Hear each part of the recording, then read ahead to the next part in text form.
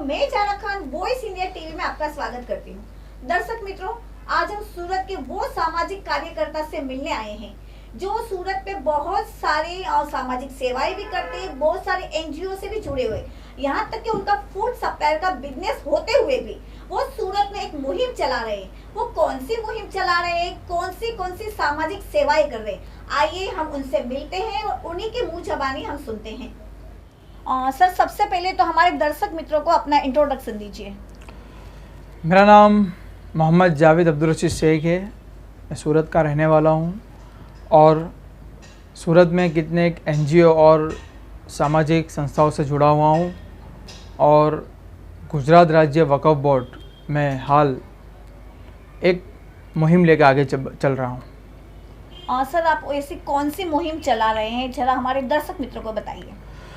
मैं गुजरात राज्य वक्फ बोर्ड की जितनी सूरत में रजिस्टर्ड प्रॉपर्टी है वो सभी प्रॉपर्टी के अंदर वहीवट में ईजिलिटी कैसे हो, यानी सरलता कैसे हो, जिसके लिए ट्रस्ट को बेनिफिट हो और गुजरात राज्य वक्फ बोर्ड ने जो जीआर परिपत्र बाहर पाड़े उसका अमल कैसे करना है, क्या हिसाब से करना है, जिसके लिए मैं ट्रस्टियों को बुला के इसके अवेयरनेस देना चाहता हूँ।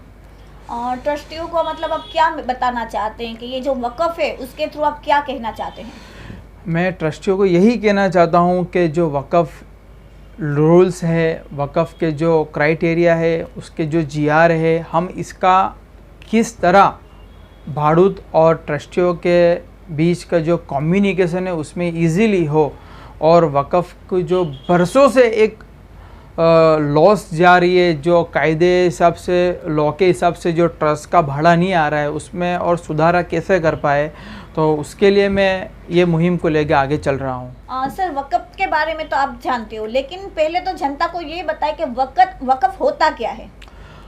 वक्फ यानी अल्लाह की प्रॉपर्टी। वक्फ एक जो हमारे बुज़ुर्ग जो पहले थे वो हमारी जो प्रॉपर्टियाँ है, मस्जिद, कब्रस्तान, दरगाह कि जिसका वहीवट किस पे निर्भर होगा, कौन चलाएगा, जिसके लिए हमारे बुज़ुर्ग कुछ प्रॉपर्टी दे के गए थे। कुछ दिन उस टाइम पे लोगों ने अपना एक योगदान दिया था कि हमारी ये प्रॉपर्टी के ज़रिए मस्जिद का वहीवट चलेगा या तो इसका जो खर्च है वो इसमें से निकलेगा, इमाम बागी को पगार कैसे देना है, तो उसके सोर्सेज क्रिएट करके गए थे।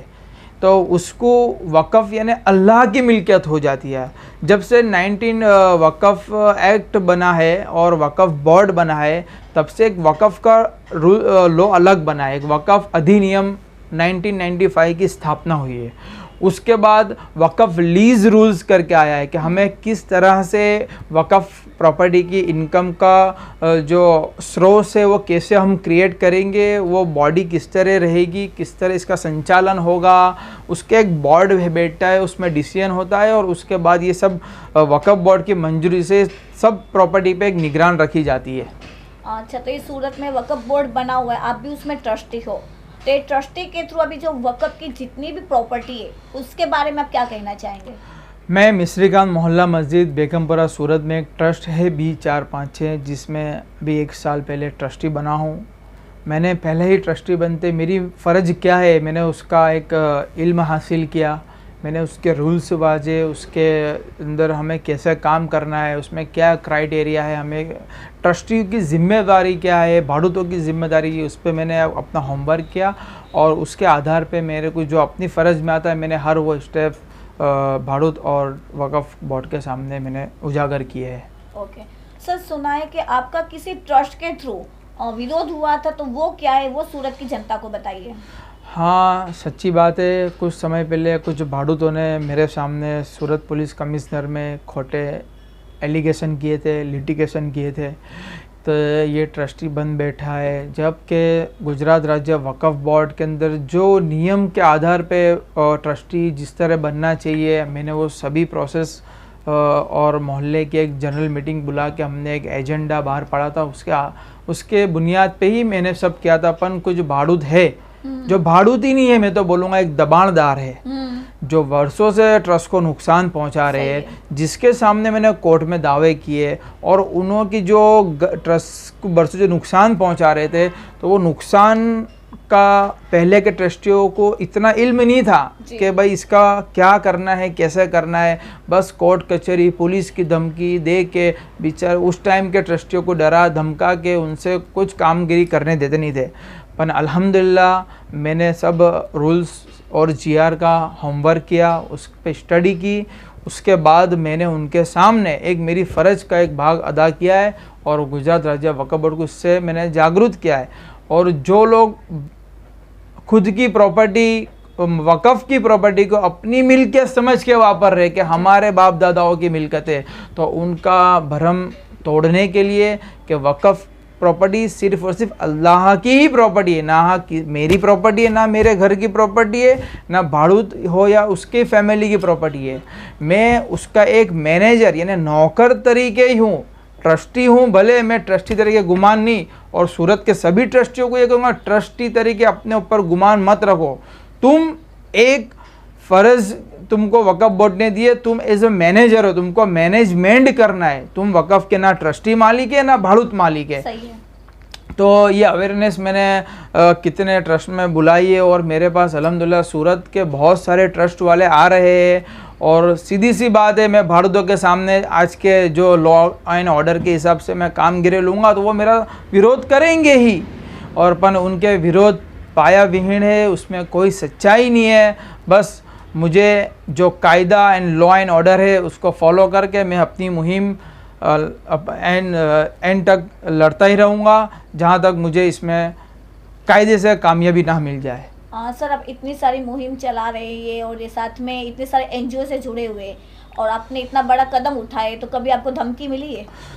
बस मिली है। कुछ लोग मेरे रिलेटिव है, सबसे मेरे फैमिली में भी बहुत डिस्टर्बेंस हुए, मुझे धंधे से भी हैरान किया गया है, मुझे मेरी फैमिली को भी बहुत डिप्रेशन में नाका था। पर मैंने ये किसी की रज़ा के लिए काम नहीं किया था, ना मोहल्ले वालों की ना मेरे अपनों की रज़ा के लिए। ये सिर्फ़ और सिर्फ अल्लाह की मिल्कियत थी और उसकी रज़ा के लिए ही मैंने काम किया है। इसमें मेरा कोई जाती मफाद नहीं है, सिर्फ़ और सिर्फ लोगों को बताना है कि हम हमारी मालिकी की प्राइवेट प्रॉपर्टी की जिस तरह देख रेख रखते हैं, इसी तरह हमें ट्रस्ट की प्रॉपर्टी को संभालना है और उसके जो लॉ एंड ऑर्डर है उसको फॉलो करना है। सर, लास्ट दीपावली आ रही है और ये कोरोना वायरस का माहौल है, तो ऐसे में आप क्या जनता को मैसेज देना चाहेंगे? मैं तमाम देशवासियों को पहले दिवाली की हार्दिक शुभकामनाएं देना चाहूँगा आपके चैनल के माध्यम से। जी, शुक्रिया। और यही कहूँगा कि सरकार की जो गाइडलाइन है और जो पुलिस तंत्र ने जो हर हमेशा हमारे लिए खड़े रहते हैं, उनके जो परिपत्र है, हमारे कमिश्नर के भी जो परिपत्र है, हम उसको फॉलो करें, ना कि उसका कोई दुरुपयोग करे। ये हमारे लिए ही लोग रोड पे खड़े हैं पुलिस कि भाई मास्क पहनो, सैनिटाइज़र यूज़ करो, ये अपनी सेहत के लिए ही हमें एक जागरूक करते हैं। तो ये भी हमारी भी एक फ़र्ज़ आती है जी। और सरकार के हर परिपत्रों का आप लोग सब लोग इसका अमल करोगे, सब ट्रस्टी भी करोगे, भाड़ूत भी करोगे और मेरे देश की सारी जनता करेगी। और बस यही मैसेज आप सब तक मैं पहुंचाना चाहता हूं। जी। सो दर्शक मित्रों, ये थे हमारे सामाजिक कार्यकर्ता जावेद शेख, जो बहुत सारी एनजीओ से जुड़े हुए हैं, सामाजिक सेवाएं भी कर रहे हैं और सूरत में अभी फिलहाल एक मुहिम चला रहे हैं। ऐसे में हर हफ्ते आपके लिए सेलिब्रिटीज को मिलवाते आती रहूंगी। मेरे चैनल से जुड़े रहिए। कैमरामैन मेराज के साथ Zara Khan, voice India TV, सूरत।